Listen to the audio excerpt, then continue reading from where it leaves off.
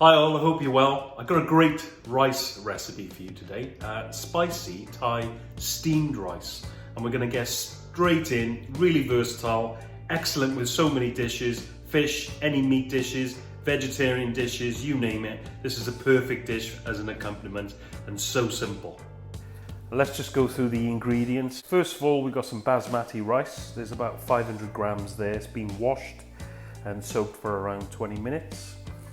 Then we got some coconut milk, 400 mils. You can go for the low fat option, but just remember, low fat means no taste. 4 or 5 cloves of garlic. I've got some pureed, about a tablespoon of pureed lemongrass. A hunk of grated ginger.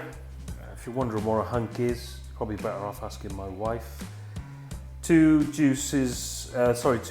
limes juiced. 2 red chilies chopped up, I've got the seeds in there. 4 tablespoons of soy sauce.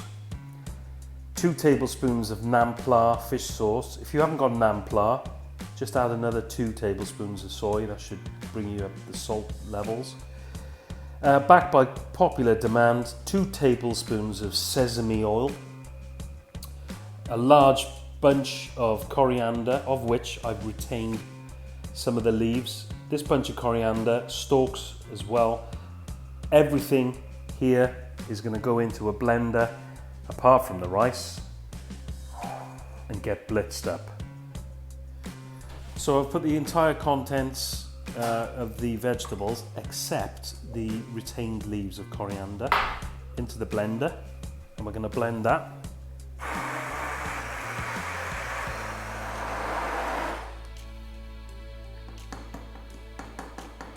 Completely blended. Just a little tip, I've just tasted it, it's got a little bit of heat to it. It's lovely to add some sweetness to this, even though it's probably not traditionally Thai. Particularly if you're having kids and you find it's got a bit of a kick. I've got a pretty good quality mango chutney, just straight from the jar. I'm going to put 2 teaspoons of that in. And what that does is it introduces a lovely balance of sweetness that marries and balances that heat and the sourness. You know, I've talked about this before, I just love, that's so good. Making sure that we've got the 3 elements, sweet, sour and heat. And I'm just going to blend those little chunks in. Right, now we're going to just cook the rice, but we're going to cook it so it's undercooked with a bit of bite. Sounds unusual, but imagine we're going to take this to the point where you taste it and you think that's under, still a bit hard, and then we're going to take it out because that's where the steaming section comes in. We're going to finish it off in the oven. So just bring that up to the boil. It's probably going to boil for about, I don't know, 10 or 15 minutes. So I've cooked my rice. It was more like, I don't know, 5 or 6 minutes. You're looking for al dente, okay? So it's got a bit of bite. It's not quite ready. Then still hot. I'm going to put it into a baking tray. You can use any sort of tin you like. This, I've got a big family, I've got a big tin. Spread it out.